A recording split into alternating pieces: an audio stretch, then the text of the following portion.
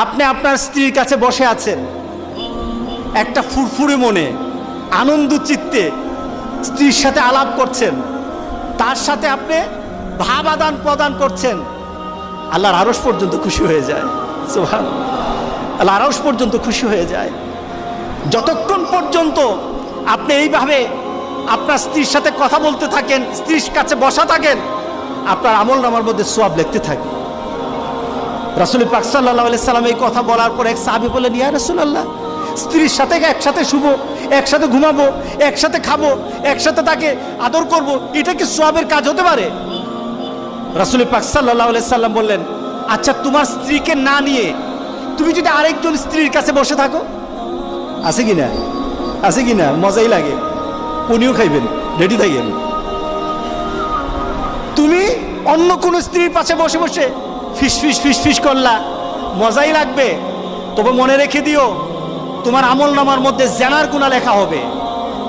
তুমি যতক্ষণ তোমার স্ত্রীর কাছে বসা থাকবে, জান্নাতের দরজাগুলি তোমার জন্য খোলা আরম্ভ হয়ে যাবে। আর যতক্ষণ পর্যন্ত পরস্ত্রীর সাথে বসা থাকবে, ততক্ষণ পর্যন্ত তোমার আমলনামার মধ্যে গুনাহ লেখা হবে কিনা? সাহাবায়ে কেরাম বলেন, ইয়া রাসূলুল্লাহ, অন্য স্ত্রীর সাথে বসলে তো গুনাহ তো হবেই, তাহলে তার উল্টাটা তোমার হালাল বউর সাথে বসলে, তোমার হালাল যাকে হালাল করেছো তার সাথে বসলে সব হয়ে যাবে। সুবহানাল্লাহ, সুবহানাল্লাহ।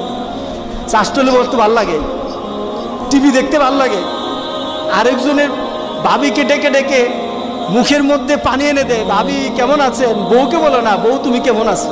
শরম লাগে, শরম লাগে। রাসূল পাক সাল্লাল্লাহু আলাইহি সাল্লাম বললেন যে বিয়ের মাধ্যমে স্বামী এবং স্ত্রী, ছেলে এবং মেয়ের যৌনতাকে পবিত্র করা হয়। সুবহানাল্লাহ, সুবহান, কত সুন্দর কথা।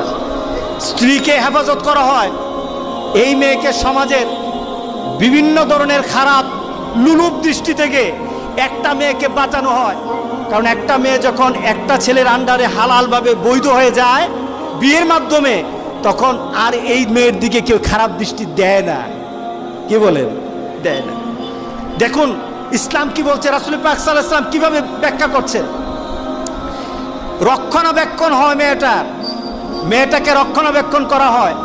কারণ একটা ছেলে যখন একটা মেয়েকে বিয়ে করে, তার চিন্তা চেতনায়, তার ভাবনায় তখন মনে হয় যে এই মেয়েটাকে সকল ধরনের বিপদ আপদ থেকে আমি রক্ষা করব, আমি তার পাশে থাকবো, আমি তাকে বিভিন্ন গার্ড দেব, তাকে তার বিপদের সময় আমি কাছে থাকবো। কি বলেন? বলে কি না? আপনার স্ত্রীর কাছে যদি কেউ ঘেঁষায়,